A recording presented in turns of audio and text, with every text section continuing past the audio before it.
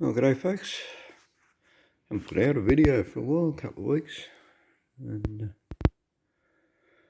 yeah, as you can see, we've got the boat set up in the middle of the shed again. So, yeah, time to get this boat done, get it finished. I've had it in here for too long. And been doing other things, and yeah, sometimes it's a bit hard to get motivated on things, things that require a lot of effort, a lot of elbow grease. And but yeah, time to get on with it.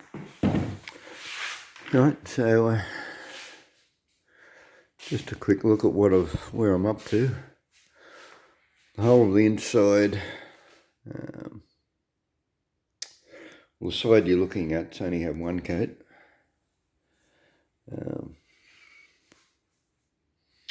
Well, the camera's going to pick it up here. So I can find some. There's places. I can't even see it myself.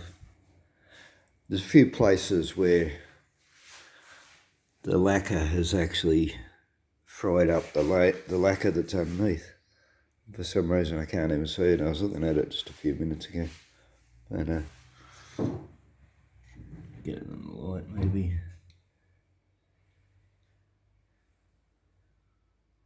Hey, under the seat. See how coarse and textured that is. There's a few spots like that. And yeah, there was quite a bit more on this side. This side's had two coats. Yeah, right up to the keel. And most of that, there was a lot of fry up on this side. And most of that fry up's just covered over, it's filled in. Sort of looks reasonable. There's still dust in it. It's an issue. Right, yeah. I washed this, so detergent washed it, hosed it. I've still got dust in there. This is, paint overspray and rubbing dust from when I was doing the trailer, which is why it's white. It's sort of standing out. But anyway, I think I'm just going to have to get a bit of terps on a rag and just wipe it over or something. Try and get the dust out. I won't worry about it where I've still got to paint because, yeah, the paint will fill it in anyway, cover it in. But yeah, so there's a couple of bits I'll hit with a bit of 80, go over it with another coat. There's a couple little bits on here, a little bit too rough, so yeah, hit them with some 80 as well. There's only a few spots, but basically we're finished with the inside of the hull. So I said, another coat on that side and then a couple bits of touch up and we're done. Up top here, seats have had two coats already, and because they were pretty extensively sanded. The issue you get with sanding is you then get all this mottly dark and light, and sort of gives it a bit of character. Actually, I don't sort of mind it that much. But anyway, yeah, we'll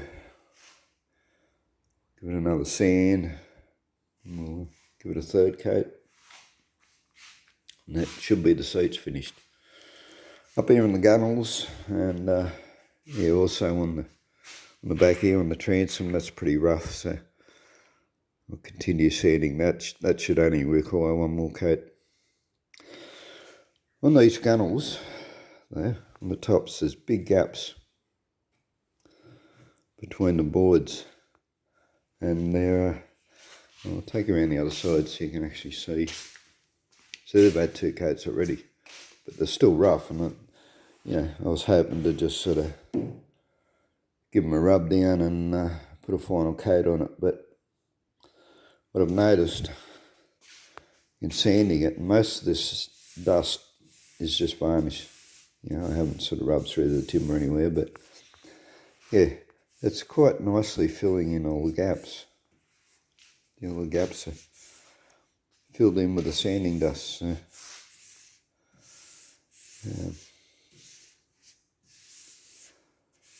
Yeah, so I'm going to lacquer over that. Being that that's sand dust, that should just blend in and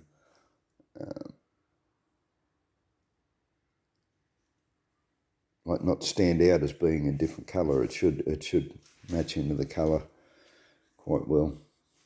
So, but the issue being that, yeah, by not dusting it off, not blowing it out with air and dusting it all, is this going to come up furry yet again? So, yeah, which will mean another light rub and then a dust off and a final coat to get it smooth. I do want those areas smooth, just because you're touching them when you're climbing in and out of the boat, and it's the first thing you see when you look at it. So yeah, I do want all these areas as smooth as I can.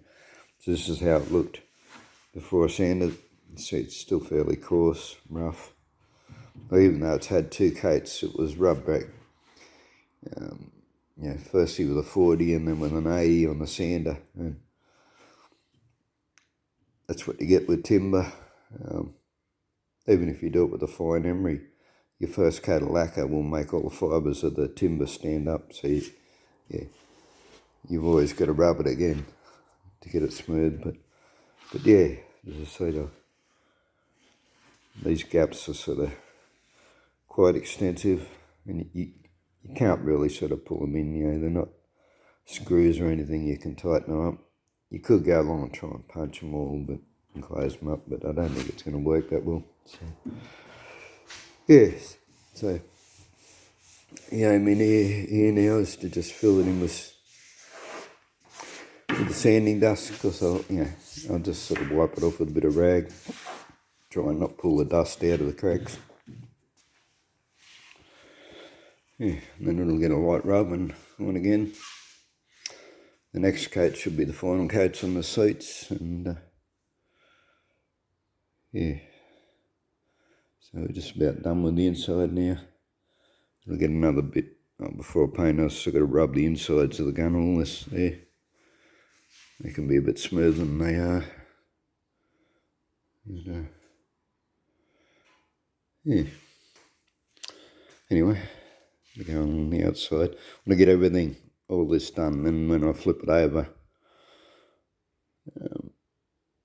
it'll stay flipped over. Yeah, I'll do the outside and I'll deliver it. Yeah, I'll get it upside down and get it off this stand, get it on a trolley, and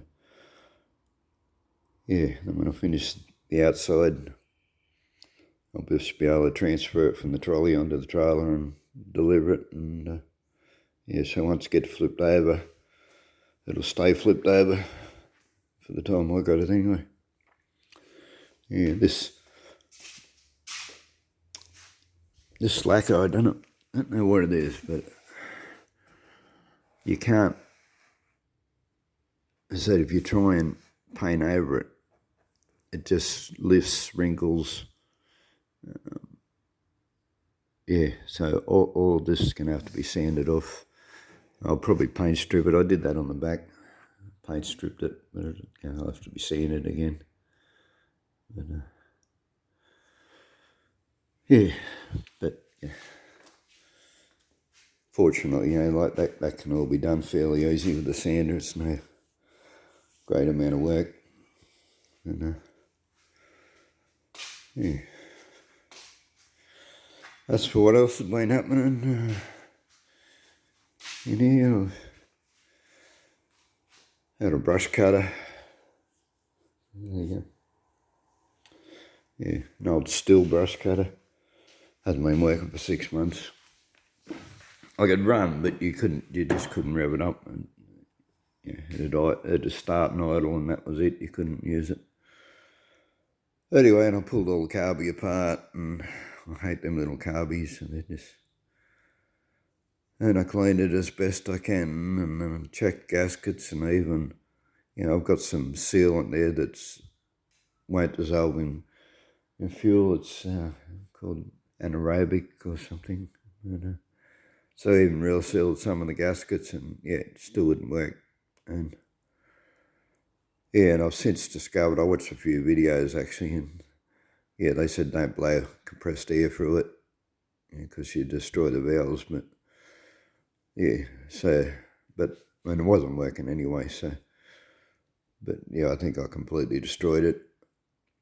What I found, and the bubble cracked, and I replaced the bubble, the priming bubble on the top, and it cost like $7 or something. But yeah, it just wouldn't draw the fuel up. It'd draw it up to the base of the bubble. It wouldn't draw it any further, and it kept sucking air in, and yeah, I could hear it sucking air in, and it was actually sucking it back up through the main jet coming into the Venturi. So yeah, that's those little valve things either busted or got crap in them or something.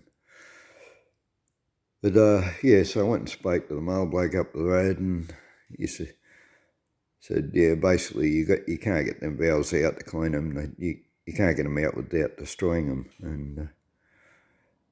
and then by the time you go and buy all the new valves and everything, yeah, it's cheaper to just buy a new carby. So, and of course you have one there, yeah, $55. So I'll pick that up next payday. I haven't actually looked on the internet, but I can't imagine I'd get one cheaper than that anyway. Once you get pay for postage, and then you got to wait for it to arrive and all the rest of the shit. So yeah, this one it's only basically walking distance up the road. I go and pick it up. Yeah, so I sort of learnt a bit there. Spent a whole day fiddle farting around and achieved nothing. But yeah, so if you got a brush cutter with carby problems, probably the best idea is to just buy a new carby. It seems that's the way they are. They're just a disposable unit, and as I said, for $55, if I'd have known that, I wouldn't have even bothered. I wouldn't have spent a whole day fiddle farting around with it and achieved nothing. So, yeah. But not much else been happening. Anyway, rambled on long enough. Probably boring you now. So thanks for watching, and we'll catch you next time. Bye.